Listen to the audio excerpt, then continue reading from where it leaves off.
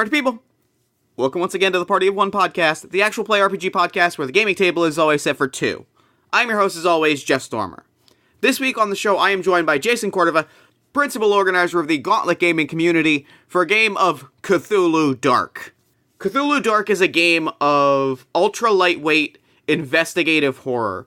It is a game about uncovering forbidden knowledge, pushing yourself to the brink of a breakdown, and grappling with forces beyond that of human comprehension.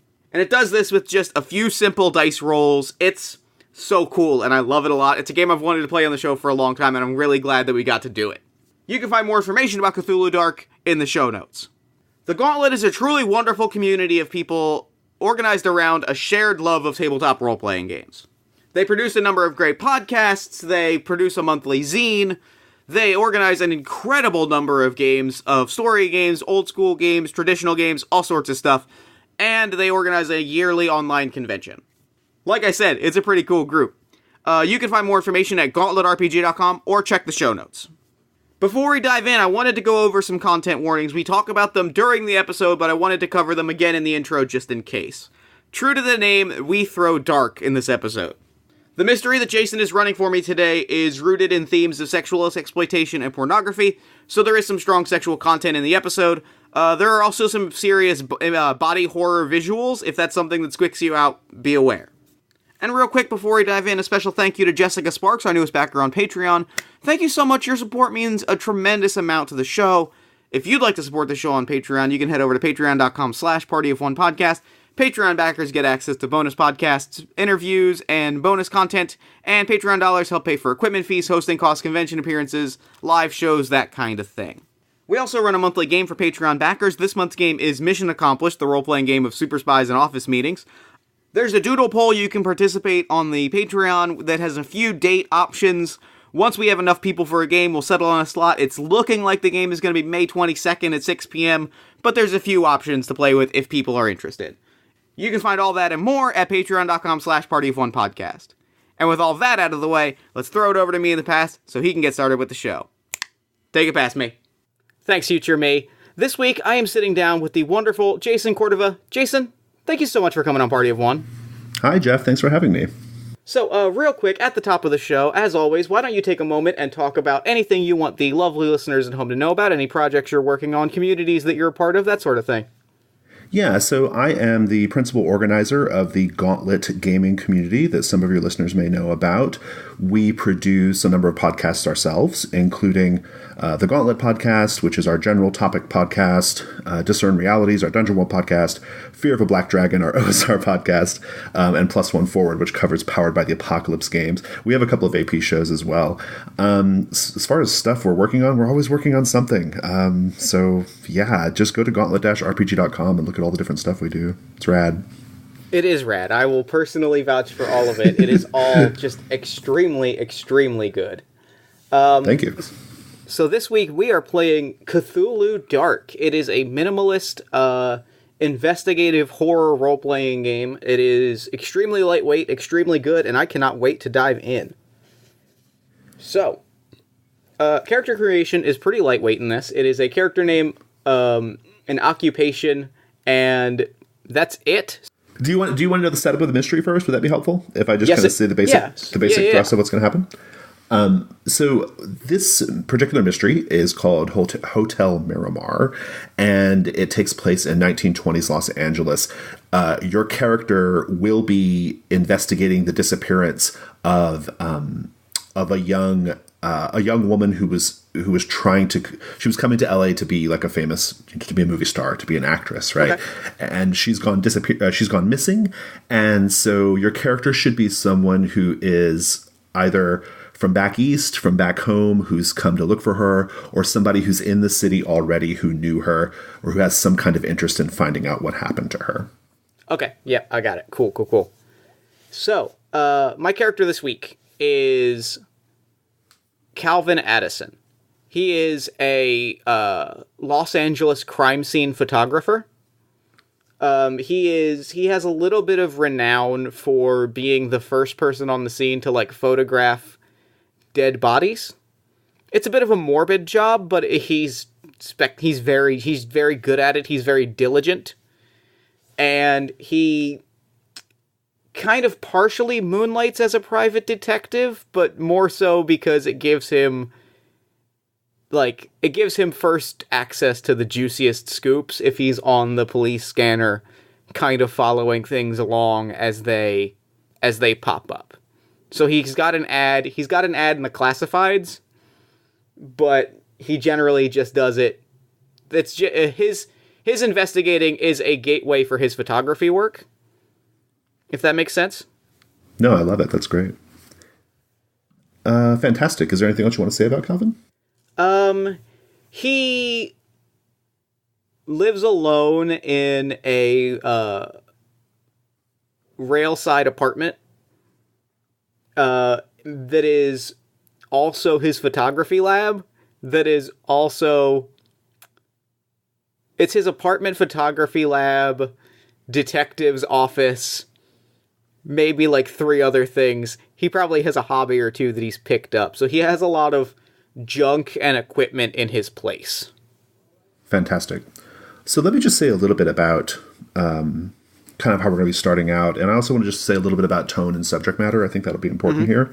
So tone-wise, I'd like to maintain a fairly close dark tone throughout. Sure. I think there'll be plenty of opportunities for gallows humor. I'm sure that will come up. Absolutely. But for the most part, I want to maintain a pretty dark tone. Subject matter-wise, so Hotel Miramar is actually one of 3 Cthulhu Dark mysteries that I wrote that are collectively called Cthulhu Dark Confidential. You've chosen a really good character archetype for this, right? But Cthulhu Dark Confidential is all about like using Cthulhu Dark as a means to explore different themes related to Los Angeles and Hollywood. Sure. And so one of those mysteries deals with like Hollywood as a land of dreams, right? And then another one deals with the idea of New Age spiritualism, New Age religion and medicine, that kind of thing. This one we're doing today, Hotel Miramar, deals with the themes of pornography and sexual exploitation. Okay. Content warning for all that stuff for anybody listening, right? I don't anticipate anything graphic happening on screen. I don't normally do that. Sure. But we'll make reference to things like that from time to time. I also want to just throw out there that when I run games, I like to say pretty explicitly like things that I want to keep behind a line, like not talk about like real, like super explicitly. One of those things for me is I prefer not to do sexual assault, and I don't love violence against children or animals. I don't mind referring to those things and having clues or evidence of those things, but I prefer to keep them off screen. Jeff, do you have anything in particular you want to not tread? Those are actually my exact same lines. I would also put a veil up of eye-related injuries. Fair enough. I don't mind reference to them, but like keep them I don't mind them happening on screen, but like I always describe my level of comfort as Western movie injury, where it's a character's eye is hit, they lean backwards, and suddenly they're in an eye patch. Right, yeah, that's good. No, I like it. Yeah. Well, so fortunately, in Cthulhu Dark, if you get involved in any kind of like violence, you automatically lose. So perfect. So you just run away from everything anyway, so it should be okay. Perfect. Fantastic. X cards available, of course. Feel free to X card me. I don't care. It's a thing. So Hotel Miramar, the crux of this mission, the basic driving thing of this mission is there is this young woman who came from back east, we'll say Virginia. Her name is Elsie Hunsaker. But she came to Hollywood and changed her name. She gave herself a stage name of Dahlia Devane. And so depending on who you're interacting with, they're going to call her either Elsie or Dahlia, right? Okay. She came to California, wanted to make it on the big screen. She had some limited success, I think. These are things you'll know just from a cursory investigation. And I might ask you a little bit more about your personal connection to it in a minute.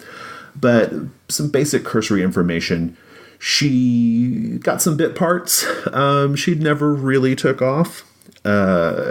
And she's been missing for a couple of months. Kind of a cold case. The cops don't seem to be doing much with it. And so that's what we kind of know at the outset.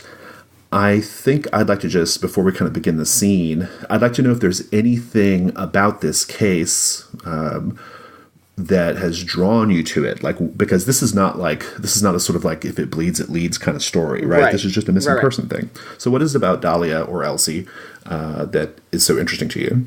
I think it is that on the side, the crime scene photography is my main gig. It is the gig that pays. The papers keep the lights on.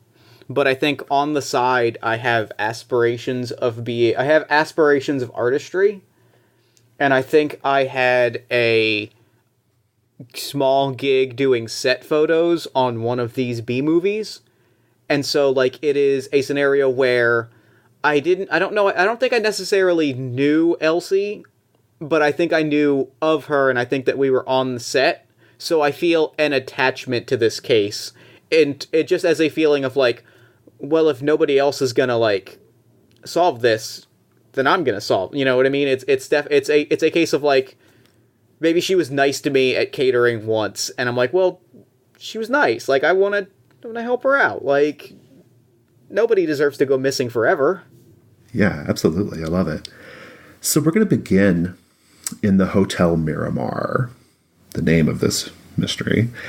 The Hotel Miramar is modeled directly after the Chateau Marmont in Los Angeles, which is a location of many, many movies and is, very recognizable if you Google it. Our hotel, the Hotel Miramar, about 5 or 6 stories, very gleaming and polished and new in this time period, right? We're in the late 1920s. I'm not interested in putting a year on it, but just the late 1920s. And I think, like, the reason why you're here is because the one thing you know for sure, the one, like, strong lead you have is Elsie, we'll say Dahlia for now. Dahlia had, she had a room at the Hotel Miramar. She'd been staying at the Hotel Miramar, like, living there. And it's the last place that she was known to be, basically, on a regular basis. And so as Calvin steps into the lobby of the Hotel Miramar, first I want to know, like, what do you look like?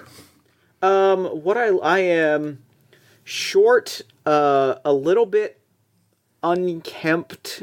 It's still kind of, I would describe it as sort of the idea of LA chic, by someone that has neither the means nor the understanding of, like, what the kids are into in 20s Los Angeles. So, like, sort of a slightly ill-fitting vest with no jacket, undone, tie kind of half unstrung, big not big cigar stub in my mouth that I have been puffing at.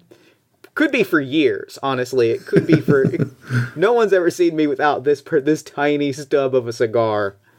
And I've got my big honking camera with the giant flash bulb. And awesome. I am definitely an odd fellow in a fancy, gleaming hotel. I love it. Well, let's talk about that hotel. I want to do something that I like to call painting the scene. Sure. It's sort of a, like, playing with, like, themes and visual motifs, right? And so the Hotel Miramar there are 2 distinct things to know about it visually. It is very opulent. And it pays tribute to this idea held by many in the city that Hollywood is somehow fundamentally connected to, like, mythology. It has its own mythology, right? Like, like, we are making movies that are, that are going to last forever. We're creating gods and goddesses, right? Sure. As you step into the lobby, maybe you go to, maybe you're going to move over to the hotel bar or something like that. What do you see that lets you know, like, just how opulent this place is? And also, what do you see that is a very bright reminder of, like, this idea of Hollywood as a new mythology, right? It is, there is a marble fountain, like, the lobby is kind of built around it, that is a sculpture replica of the, what is it called? The Birth of Man? with God and Adam. Nice, but like, yeah, touching fingers, right? Yeah, but the fountain is actually God's finger, and it's just like spraying onto Adam in this like way that's a little perverse, and like it's a little lurid, right? Gaudy and just off. But like they said it's the best place to put a fountain. Fantastic. And I would like to suggest, just to do my bit, I think that there is, I think the entire ceiling of the main lobby area is actually glass panes, which would be very, very fancy for this time period, right? Yep. And so I think like sort of like late afternoon light is still kind of flooding in, but so that's one thing we see. And then also I think that there are basically paper mache Greek columns, like lining, corridors and things like that. That's sort of the motif they're going with. Well, so I guess, what's the first thing you do? I think the first thing that I do is, the nice thing I imagine about like an opulent kind of hotel like this, like in Hollywood, is it's probably not uncommon for paparazzi to kind of be hanging around. So I could probably pretty naturally kind of maybe not slide up and converse with photographers hanging around, but at least like hear what they're talking about, what the scoop is, and see if there's a detail someone can drop that I can kind of use to push past the lobby into the actual rooms to get towards her room. I like it. So we're saying that there's like maybe other photographers, other media people kind of milling around, hanging around. Yeah, I like it. That's fantastic. Let's go ahead and do a roll first, and then we'll figure out what the scene looks like. So just to kind of explain the rule here, you're going to build a little die pool.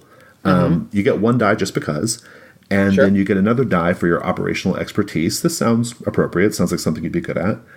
And then you can choose to add a third die, which is the insight die, the special die that you have, if you wish to risk your sanity in order to succeed. The way this game works is you can't really fail. You're always kind of pushing forward in the mystery. The result 1 through 6 just tells us the degree of success, basically. Sure.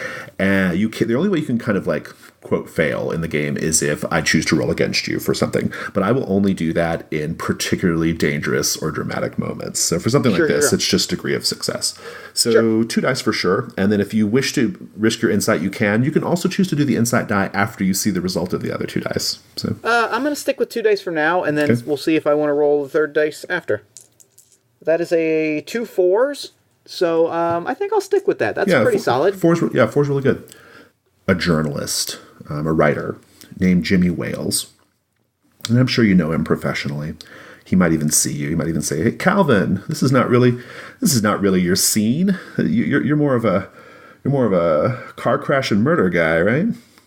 Yeah, what is the movie industry if not one big car crash? Jimmy, how you doing? Ah, indeed. Good.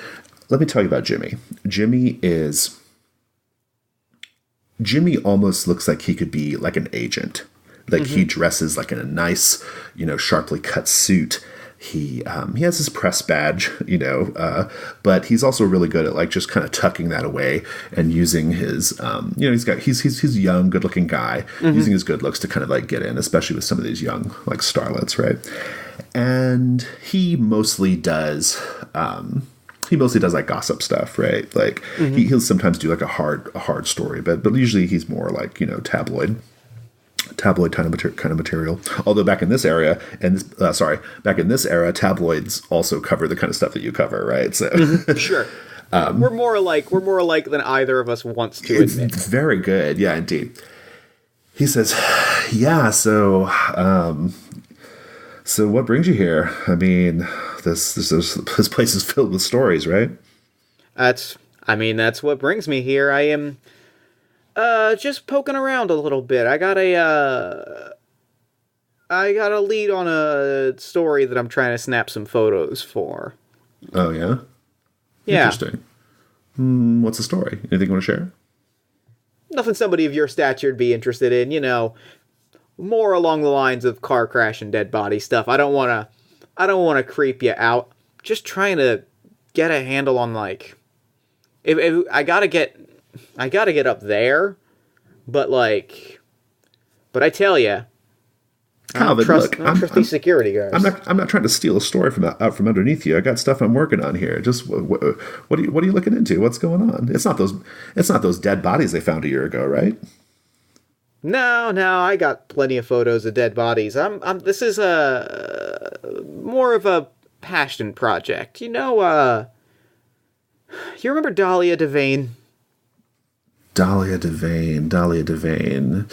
That's a stage name if I've ever heard one. I mean, right. Oh, yeah. She went missing a few weeks ago, right? Yeah, I'm kind of looking around a little bit. You know, I wouldn't say we were close friends, but we were friendly, and I wanted to see what I could dig up. And I think, like, while you're sitting here chatting, you know, talking about Dahlia, you know, and maybe kind of, you know, sharing little tidbits back and forth, I think at that point, I think there's like a bellhop who is really, I think he's kind of like, I think he just likes to be in everyone's business. I think he does this job just because he wants to be near famous people or people who are near famous people, right? And he will say, "Oh, excuse me, hi, sorry, so I overheard you talking about Miss Devane." Yeah, nothing major, just kind of looking around, poking around, see what a concerned friend, I guess you could say. Well, I don't know, like, I don't know what happened to Miss Devane, but I do know that she still has rooms here in the hotel. She's her rooms plural? Well, she's got, like, she has a suite, and okay, and her bill is paid. All right. So I slip him a $5 and I say, "You wouldn't mind escorting me to my room, would you? I really just kind of want to tuck in for the night. I am beat."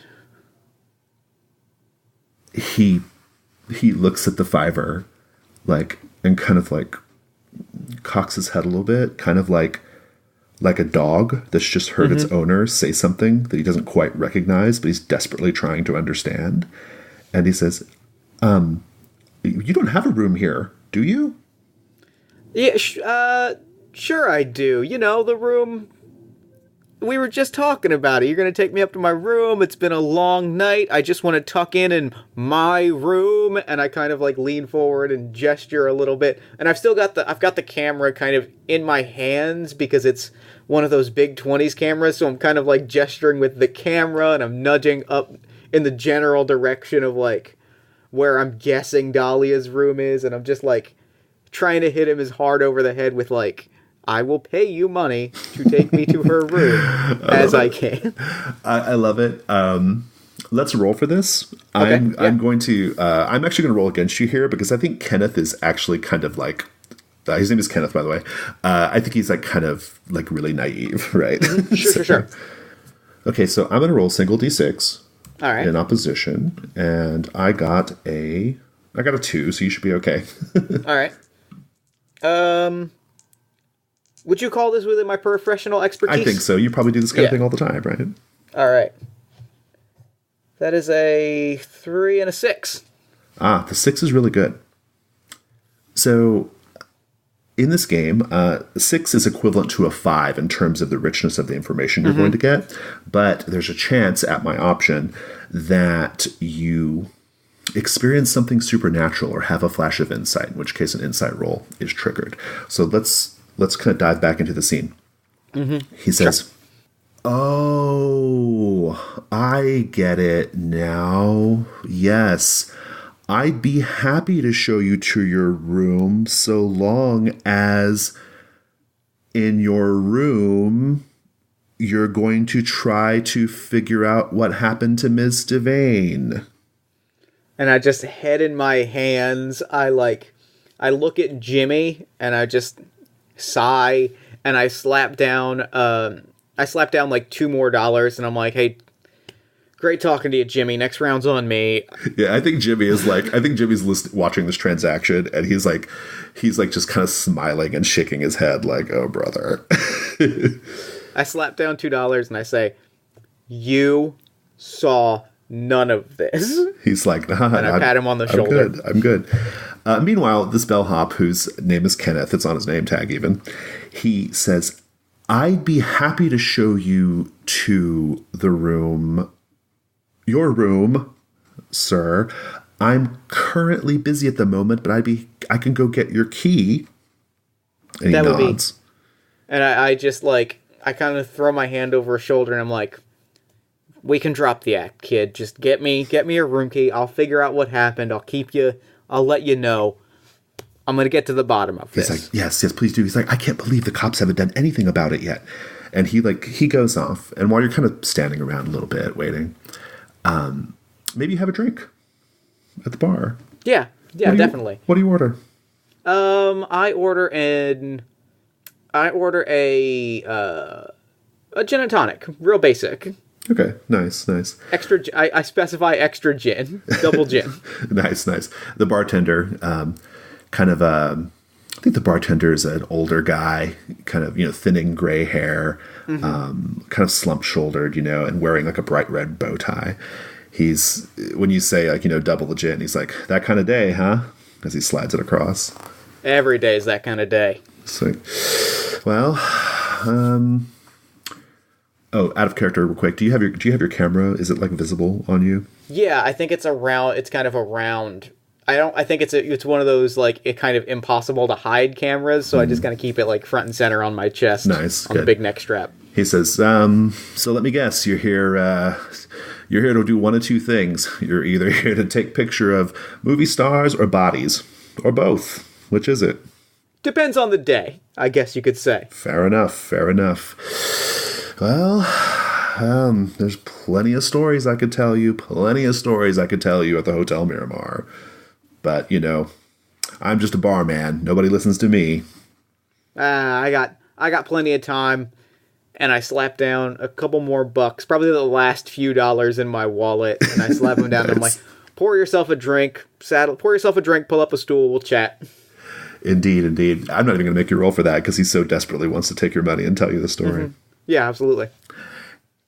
He says, well, look, I'm just saying there's a lot of crazy stuff that happens at the Miramar, all right? For example, that body that was found a year ago. Never figured out what was going on with that. You never even heard about it in the papers. Where were you guys at?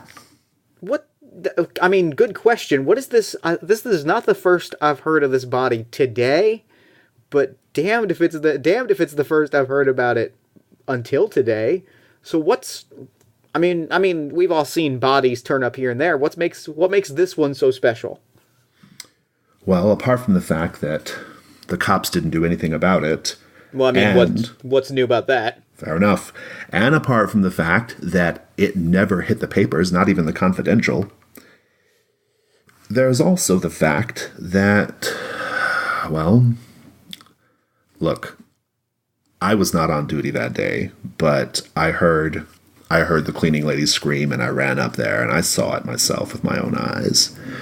But there was a man laying on the bed, bloated like a, I don't know how else to describe it, it was disgusting. Like he took up the span of the entire bed with his body. His skin was ripping on the sides, like his flesh, like his flesh couldn't contain it all anymore, and the smell, I'll never forget that smell. You never do. You never, ever do. So you never heard anything about that? Not a word of it. Well, Guess they covered it up pretty well. I mean, hotel like this has the money to make things go away. Kind of why the city needs people like me. Yeah. There's a lot of people in this town with their various interests trying to protect them, I think he's trying to get your attention.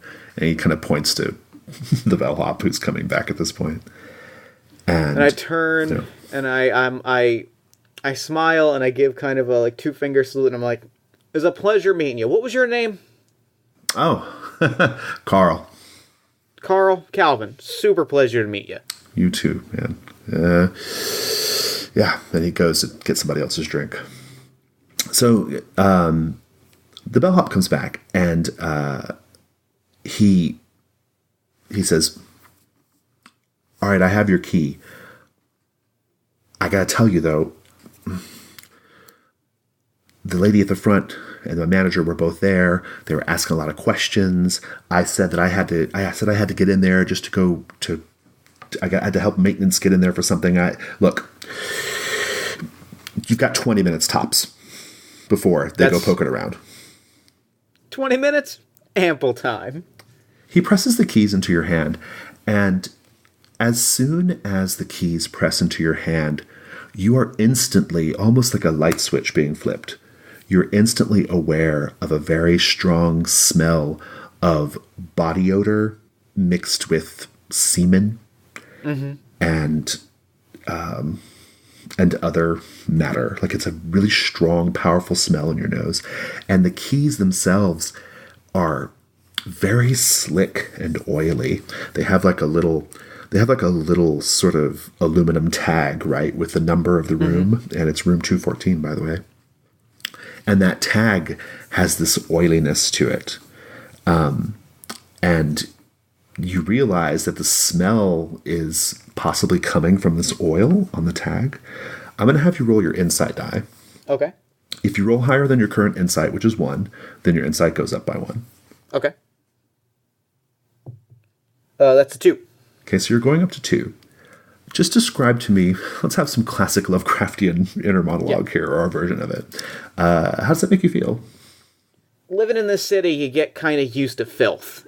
It's not exactly foreign, but something about a place like this, offering up something like that, something doesn't sit right in my stomach. Something doesn't... everything just feels crawly on me, right? Like I feel every bead of sweat, and hot city like this on a hot day like this, there are a lot of beads of sweat to feel on my back, and suddenly I feel the presence of every single one of them. Nice. Well, so you got your key. You've got 20 minutes. Kenneth reckons by the time before somebody will come poking around. Do you head straight up there? Absolutely. I think you get up to that hallway. I love the sort of classic hallway hotel scene, right? Like, you're standing in a hallway. There's just a stretch of doors to the left and the right? And just like 2 or 3 sort of like sickly yellow lights, kind of illuminating things. And you have a distinct sense of a really, really distinct sense of being alone, despite the fact that this is a very popular hotel and there was lots of movement downstairs. Suddenly it's very alone. It's very quiet. And you take a few steps to room 214. What do you do? I think I take a few steps, and once I kind of feel that loneliness, I I can hear the shuffling of my 2-piece suit, and I can feel the sort of pieces grinding together on my big industrial camera, and I'm suddenly like tiptoeing, and I feel like I can hear the hardwood floors creak under me, and I go and I unlock the door, kind of open it as slowly as I can. And I just like peek my head in to see like if the lights are on, if there's anybody inside, living, dead, or otherwise. Just get a lay of. I mean, this ain't the first hotel room I've seen, but certainly the first hotel room I've seen with a missing woman. So at a glance, the most, you may have to just you'll have to probably click a light on. At a glance, the thing that you'll notice straight away is it doesn't appear that the place has been tossed. Like the cops didn't come in and, do even a cursory examination of like what might have happened here, right?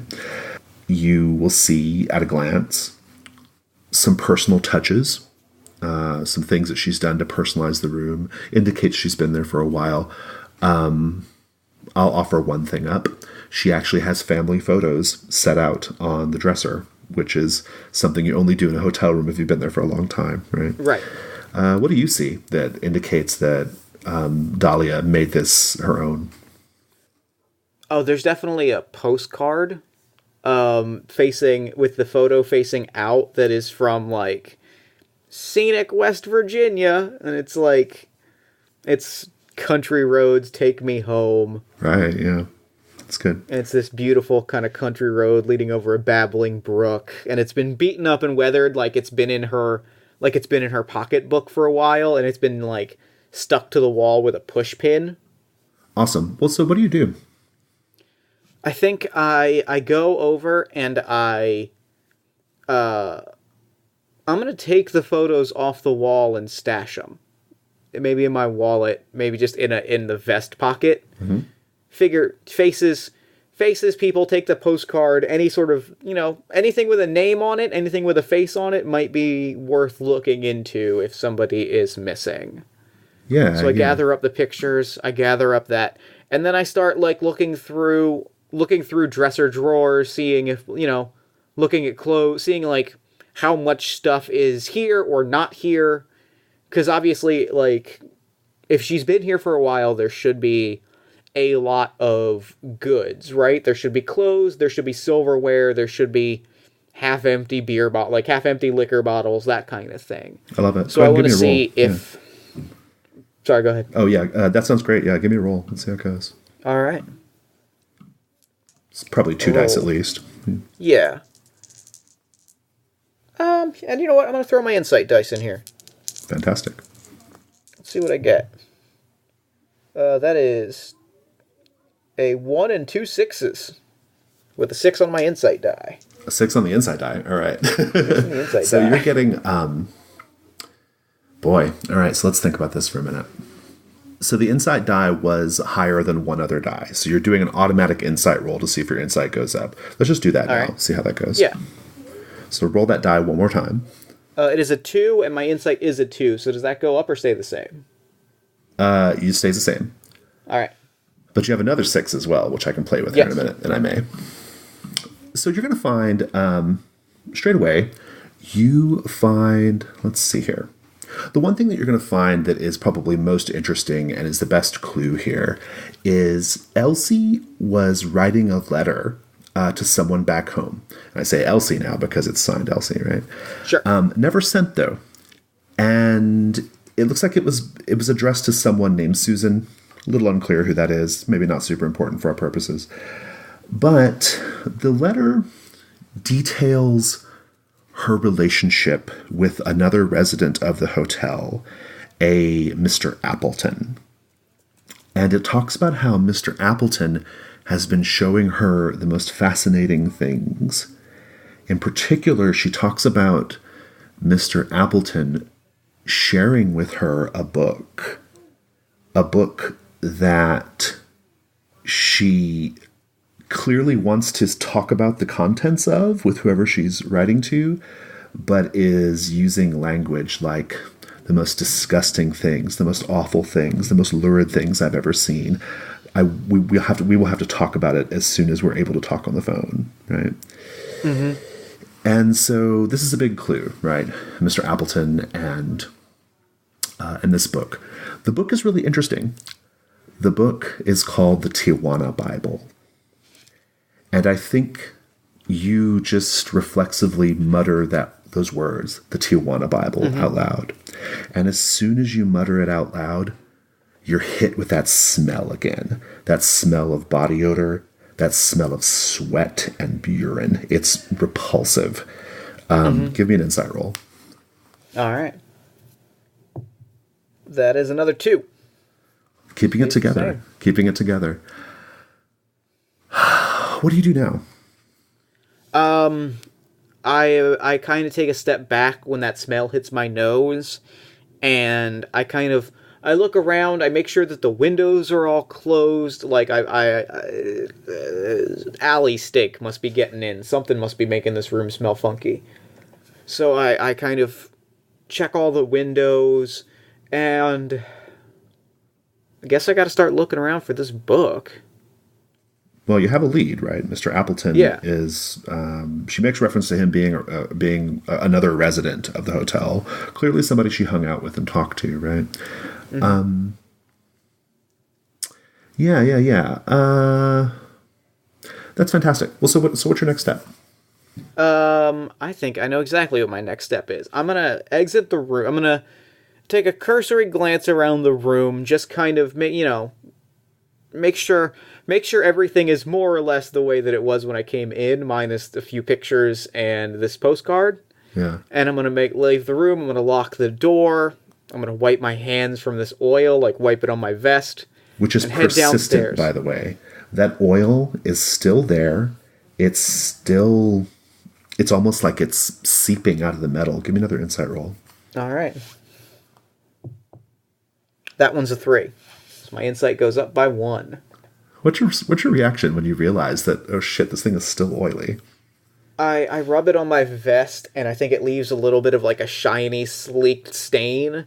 And I look at my fingers, and it's still there. And I kind of like throw it on the ground, and I'm like, ugh, and I'm like rubbing my hands, but the oil is just not leaving. So I grab a bundle of fast food napkins from my back pocket, and I pick it up, and I can still feel that oil like bleeding through the napkins, and I'm just like, oh, I don't want this key anymore. All right, I gotta find Ken. And so the first thing I do is like go down, and in the lobby, I'm just like desperately scouting for Kenneth. So I think as soon as you go back down to the lobby, you are going to run into Kenneth almost immediately, right? I think he's like waiting by the, by the stairwell, right? Like, trying to be inconspicuous, but also like really clearly waiting for you to come back. He's like, did you find something? Anything? What happened? Yeah, I got some leads to follow up on, but you might want to take this and wash it or something. And I kind of hand him the wad of keys and napkins. He's like, wash it? What's wrong? What do you mean? Look, take a look at it. Look what this weird greasy key you gave me did to my fine vest. You know how much this vest cost me? Don't answer that. Mister, I'm sorry, but I don't quite know what you're talking about. And as you realize that there's no oil, there's nothing. Give me another insight roll. That's 6. You're going up to, what is it now? 3 now, I guess? 4. What do you do? I stand there for a moment, and I look at my vest, and I look at him, and I look at the key and the napkins, and I stammer for a minute about like, what, and I kind of like shove the key into his chest, like almost punching him a little bit. I'm like, here's your key back. He's like, and I grab a crumpled dollar bill from my back pocket, and I like shove it to him with the other hand. Here's a tip. Get out of here. He's like, yes, sir. And he scampers off. Well, so now what? Poor kid. He didn't deserve that. So what's your next move here? Is Jimmy still by the bar? Sure. Good. I'm going to run up to Jimmy and say, hey, great talking to you earlier. Listen, I need a favor. Sure, shoot. I need to borrow your press badge for a few minutes. I got a lead, and I got an idea of how to get up there, but I'm going to need a press badge. Okay, but it's going to cost you, Calvin. Nothing comes free. What do you want, Jimmy? What do you want? Well, just that whenever you finish tracking down Ms. Devane, and after you're done snapping your pics or whatever you got to do, you'll make sure, I don't know, you give me a chance to get on the byline. I mean, I was going to need a writer anyway, because I don't know if you've seen these fingers, but they're not exactly typewriter friendly. So, yeah, that sounds great. I mean, I'm going to hold you to actually writing on this thing and not just putting your pretty boy smile on there. But, yeah, that sounds like a deal. I can make that happen. All right. Hey, look, and he writes down his phone number. Here's how you can contact me. Whenever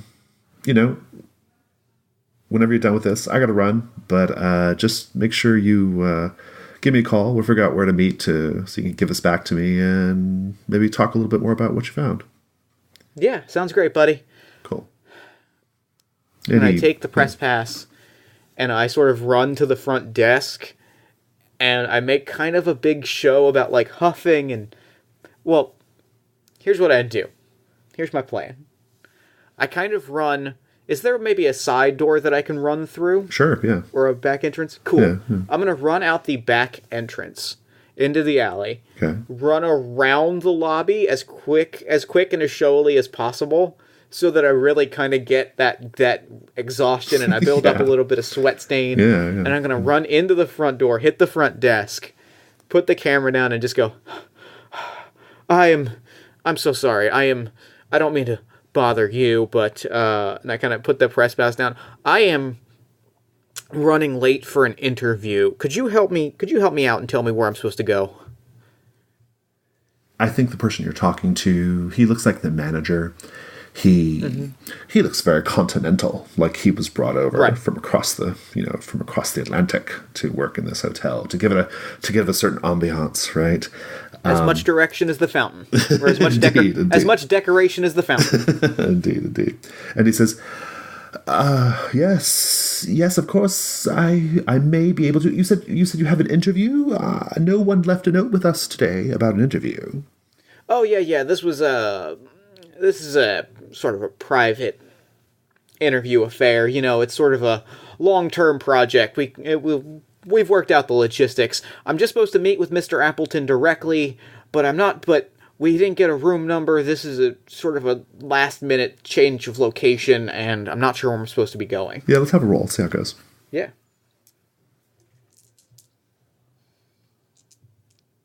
That is a 5.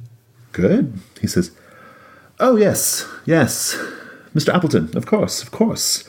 I would be happy to show you up to his room myself. Oh, that would be so lovely. Thank you so much. Mr. Appleton does have a lot of visitors, he says as he comes around the counter. So many visitors, so many people, but not any media people yet. So, well, fantastic. And and as you guys go up, he's kind of like regaling you with a few stories, right? Like, Mr. Appleton, he's good friends with many people who come through the hotel. He has many connections in Hollywood.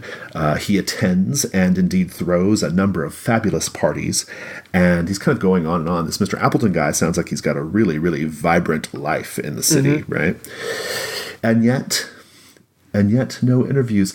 I think it's really fantastic that Mr. Appleton is finally going to get his name out there, There's some people who I find are sort of, under the radar movers and shakers. They're the people who make the city go, and they don't get the credit. They don't get the credit for building this city. I think it's fantastic. I agree. This is, I think, really Mr. Appleton's moment to get brought into the light. Indeed.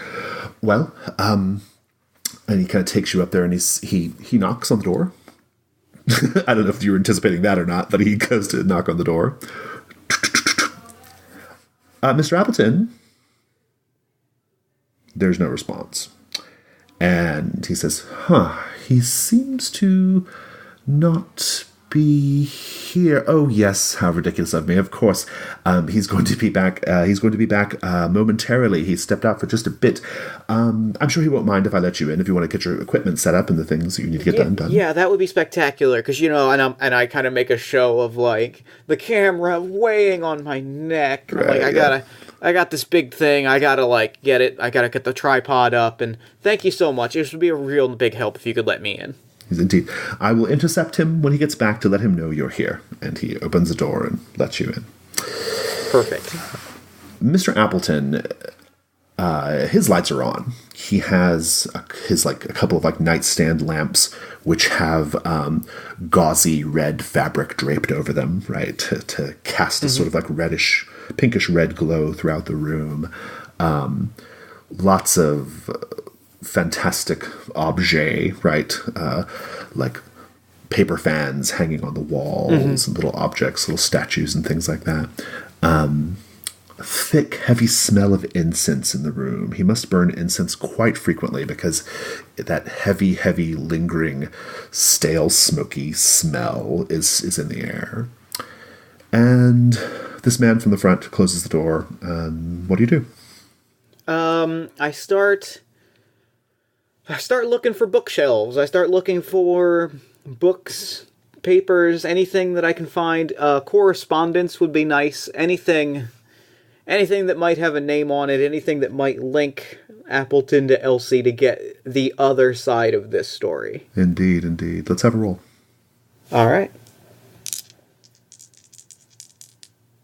That is a 5 and a 2, so a 5. Nice. Well, bingo, jackpot. You find what appears to be a well, let's just say this. At first you think it's a nightstand, but it's not. It's actually like a short filing cabinet that he's had brought up into the room. He must do a lot of business in this room. He clearly lives here, right? Filing cabinet is open. You pop it open. And lots of different things. Invoices, records. He must be some kind of agent because you see lots of photographs, headshots, location shots, that kind of thing. It's all stuff that you can kind of rifle through if you had time, or you can grab it and run and go look later, or whatever you want to do. The really important thing, though, the interesting thing, though, is as you pull back towards the back of the bottom filing cabinet drawer, as you pull the files forward, you're hit by that smell again. That goddamn smell. It just hits you it's just in the face, pow, right? Strong, intense odor. And you see it there. You see it's a binder. It's a black binder, or like a photo book. That makes sense. And you see the words written in Sharpie or marker, taped to the front of the binder. It says Tijuana Bible on it. What do you do? I am going to, do I take it and run, or do I wait and confront him? I'm not going to get any extra, even if I pour through the documents, I'm not going to get any extra info if I don't talk to this guy myself. I'm going to, take the Bible, take the Tijuana Bible and stash it. Okay. I think I've picture I've got a messenger bag or something. Perfect. Okay, good. Some sort of photographer's bag. Stash that, maybe grab one of these folders of headshots and names. Look for one that's specifically like a ledger or something. Something with a lot of listed names that I can maybe cross-reference later. Stash that, and then grab a seat. See if there's something see if I can find another cigar. This one's getting a little stubby, and if I'm being honest, this guy looks like he's got a few cigars to spare, so... He looks like he's got a bit of money, too. As you're sitting there waiting on him, you see piled up near there's a little bathroom area, little sink, and that kind of thing, and a closet. Piled up on the outside of the closet are stacks and stacks of boxes from men's clothing stores, shopping bags. He's been on a shopping spree like crazy, and fairly recently too. Maybe assuming that housekeeping comes by every day, at least in the last day or two, right? We don't know how often he gets full service or not, but he's been on a big shopping trip recently. It kind of sticks out as an odd detail. Yeah. But, who knows? He also has a very vibrant social life, according to the gentleman downstairs. But you got a couple extra minutes. I'm going to go through some of these bags, see if there's anything still in them, see what turns up. Anything unusual in those bags? Yeah, give me a roll. All right. Call this 1 die or 2? I think this is probably a 1 die roll. Yeah, it's like a 1 die roll. Yeah, I'll call it a 1 die roll. I got a 3. Okay. So, I'll stick with a 3. The bags, there's nothing particularly interesting about the bags, except he does have good taste. He shops at nice stores. Mm-hmm. The one thing you'll notice, though, is there's like a full-size trash can in the room, like a 13-gallon trash can. And you'll notice that there's a bunch of clothes in the trash can. So it's like he took a bunch of clothes, his old clothes, presumably, and just shoved them in the trash can. That's a strange thing. What do you do?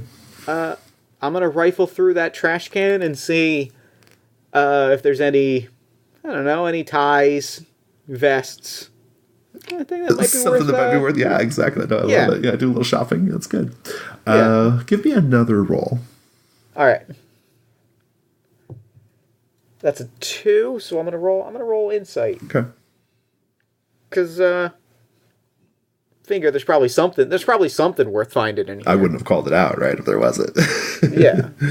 I got a 5 on my insight. Nice, good. So that's a good result, but insight's high. Roll that for me now. Roll the insight die. Let's see if your insight's going up. That is a 6 on insight, so yes. You are going up to 5. Insight is now a 5. We're going to talk about that in a minute. That triggers something. We'll talk about it momentarily. All right. But you're getting maximum information here, though. All of his clothes are too big for you. As you go through, it's all, waist size is like, he's like a 40 waist. Okay. All these pants. Okay. And nothing super interesting about that. The clothes, one thing to point out, the clothes don't seem like they're frayed or in any disrepair. They're just tossed. If you look in the closet, though, and compare them to the clothes that he's just purchased, the clothes in the closet are significantly bigger. He went from a waist 40 to like a waist 48, seemingly very fast, let's say. Mm-hmm. A big jump in waist size pretty quickly here. There's no evidence of sizes in between. That's a little freaky.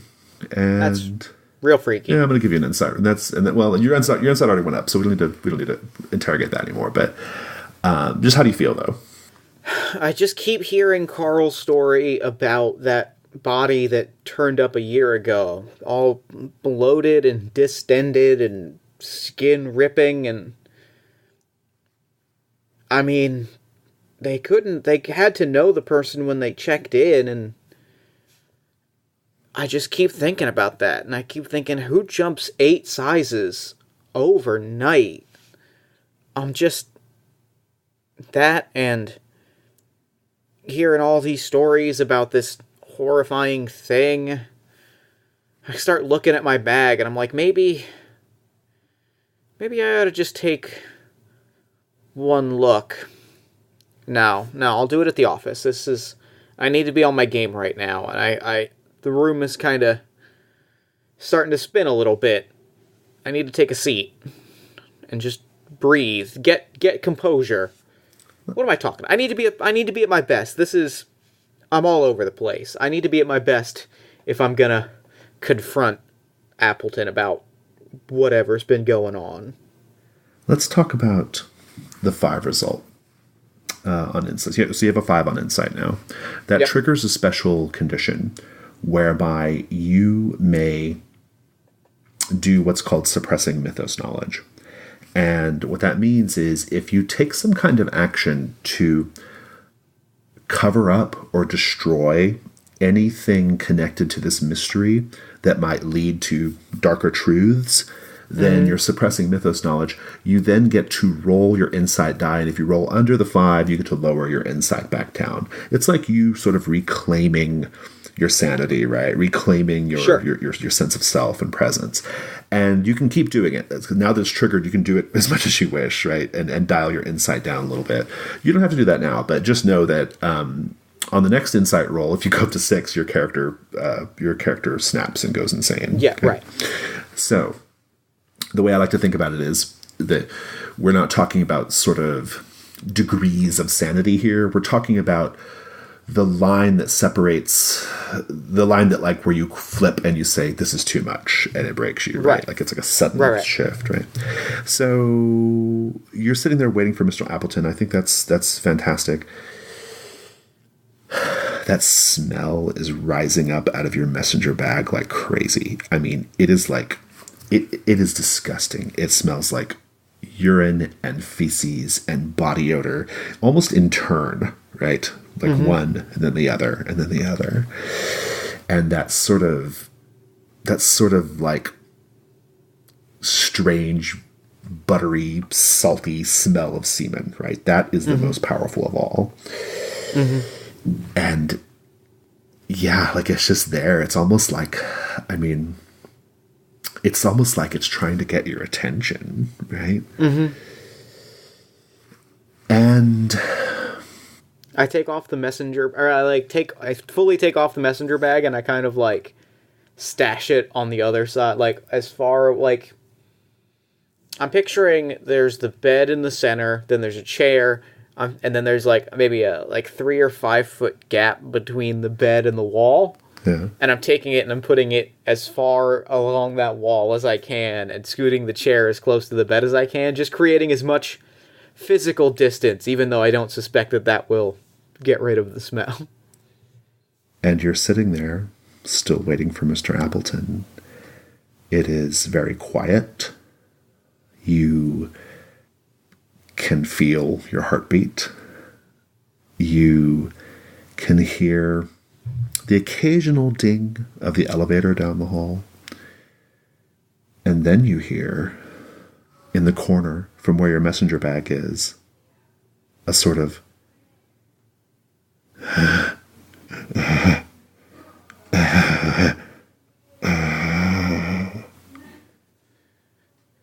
and I with a start, I kind of like fall out of the chair a little bit, and I clamber to my feet, and I look at that bag, and I'm just like, it ain't worth it. I'll figure out another way, and I'm not.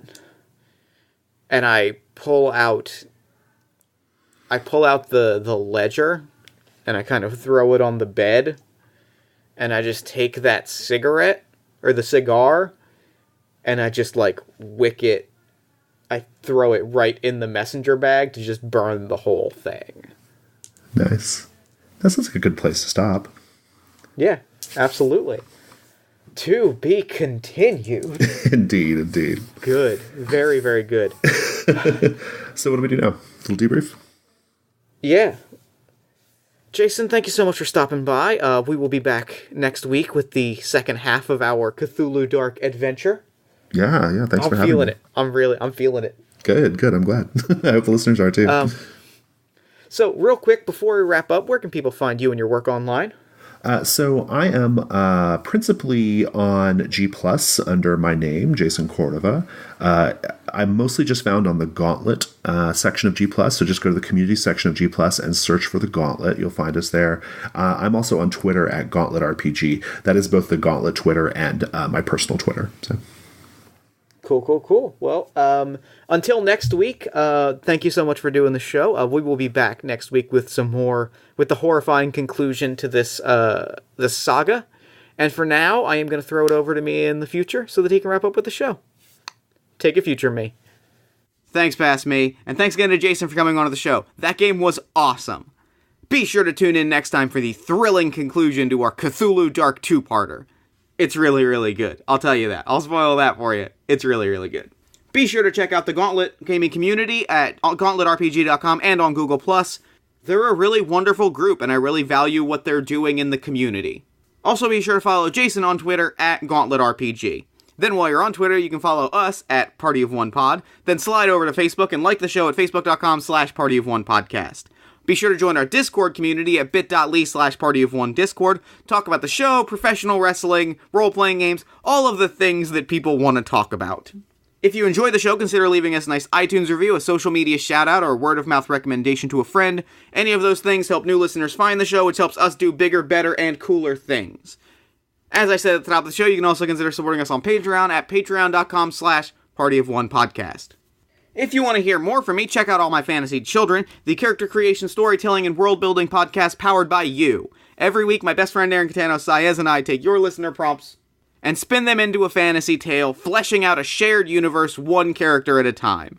It's pretty great. New episodes drop every Friday at allmyfantasychildren.com. Party of One is, as always, produced and edited by Jeff Stormer and Jen Frank. All music for the show comes from the song Infinite Lives by Megaran, featuring the D&D Sluggers.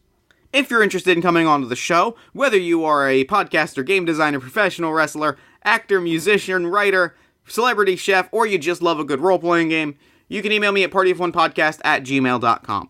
And that's it for me. Until next time, thank you so much for listening. Remember to fight the forces of fascism every single day. Remember that self-love and self-care are radical and defiant acts of resistance. And as always, party on, everybody.